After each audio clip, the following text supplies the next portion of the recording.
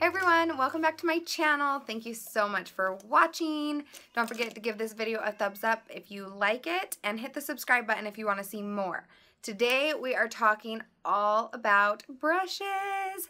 This has been such a requested video. I filmed one about a year ago and a lot of those brushes are still some of my favorites, but I have added a few more to the family that I use a little more often. So it was hard to narrow it down. I picked I think I just picked one for each section, I guess. Well, okay, eyes are a little overboard. But for the face, I picked just one. What was I gonna say? Hopefully this helps you guys.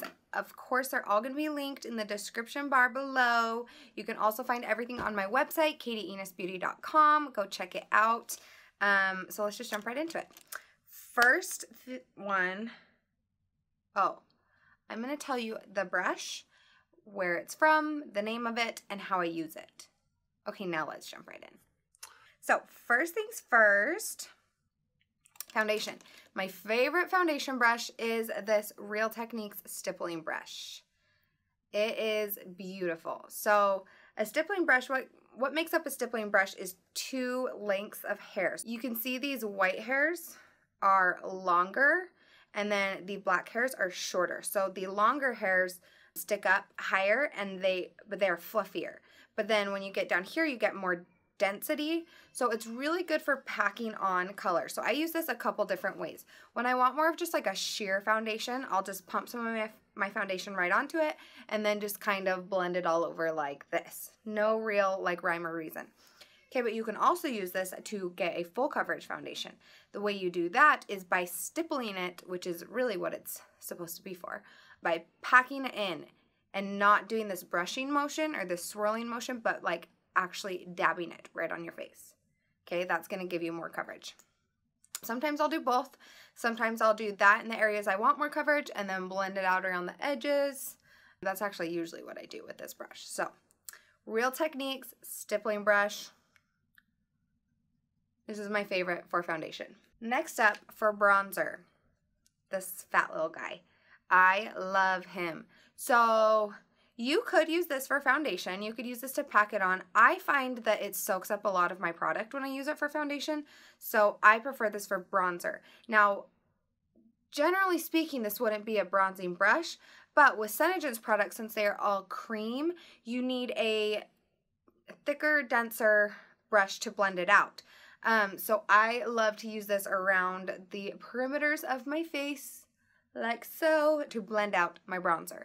I'll use either Bronze Blush Scents or Mocha Java Shadow Scents as bronzer, and this brush is my go-to, and it is the Morphy M439. Next up is contour. Gross. I should have probably cleaned my brushes before this video. Contour. This is the Real Techniques contour brush. It is a 301 contour brush. 301, that's the number. And I love it. So I love the shape of it. And normally I'll just get product right there on the edge and hit it right underneath my cheekbones to apply it. And then I'll use the top of it to blend it out. So I don't put product all up here. Otherwise that can be way too thick of a contour. I just put it on the edge, apply it, and then I'll use the entire brush to buff it out. So this little guy is great for contouring. For my blush, I go back to this stippling brush, but it's basically the same. These are the same brushes. I just have one for foundation, one for blush. But it's so great. Just kind of tap it on and then blend it out. Alrighty, next up is powder. So when I set my face with our natural powder, I like to use this brush. The powder does come with a dispensing brush on it. Sometimes it dumps out too much, sometimes it's not enough, so usually I'll just dip this into it and tap it over my face like this. And it's really great for powder, so I love this.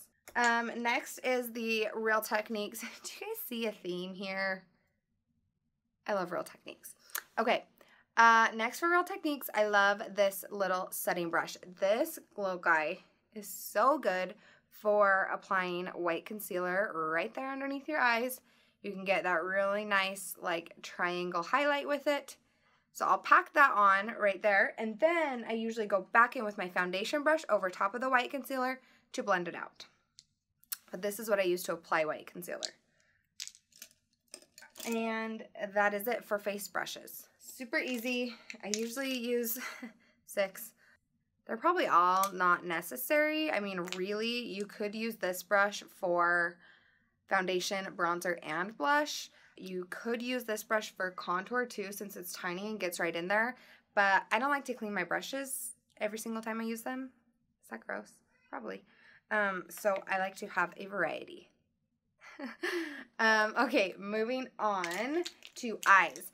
Now, I have a lot of favorite eye brushes, and most of them are just blending, but I like them for different reasons, so I'll walk you through them. Okay, this first one, I have like 4 or 5 of them. This is the Sigma E35 blending brush, and I love how fluffy it is and how long it is. This is really great for applying transition color right there into the crease.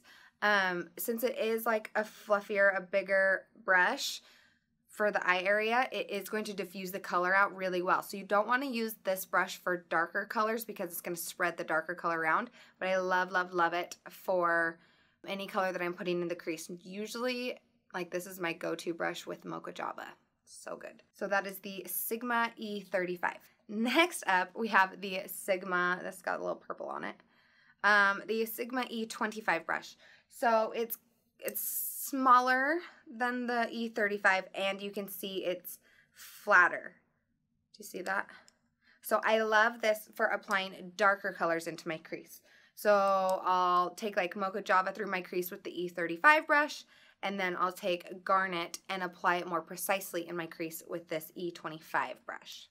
That's what I love that for. I also love this for running product underneath my lash line as well. Another brush I love for my crease area, and I usually use this for like the outer corner when I'm wanting to run color through the crease and then kind of the outer corner, kind of make it a triangle, is this Morphy E17 brush. So it's similar to the Sigma E35 brush in shape, but it's smaller, obviously. It's shorter and it's like a little bit smaller this way, but they kind of do the same thing as far as buffing out. The texture feels great. This one's just a little more precise. So that was the Morphy E17. So those are more crease brushes, okay? These 3 are really great crease brushes. And now we're gonna move into lid brushes. So I pretty much just have one, and I have a couple different versions of this one, but just any like really flat brush. Do you see how flat that is? And do you see that shape of that? This is really good for packing on color all over your lid and getting it really precise. So if you're doing like a cut crease or you want shimmer on your lid and just in a really precise area, this is really great. They come in all different shapes and sizes. This particular one is from SeneGence. You can get them from a bunch of different places, but I do love this SeneGence brush. We are going to jump into liner brushes. So I have 2 liner brushes that I enjoy, and really, I mean, you don't need 2 of them. Really, just one would do. These are the small eyeliner E10 brush from Sigma and the E11 brush. So if you can tell, this one's kind of frayed a little bit, but the E11 on this side is slightly smaller and it's a little bit more tapered. So I've been liking this one a lot for making a really sharp wing, and then also my inner corner. And then this one is great for covering a little more surface area all over my lid when I do my liner. Having both of them really is not necessary, but I like them. Also, I do not enjoy an angled brush for liner. A lot of people do, and if that works for you, that's great. For me personally, I prefer these little paint brushes, as I like to call them. So the Sigma E10 and E11. Next up, for my brows, whenever I fill my brows, this is where I like to use angled brushes. This one is the Sigma E65 brush, and it's great for sharpening up that line, filling in my outer tail, just great for filling in your brows. This guy right here, this is the Real Techniques Lash and Brow Groomer.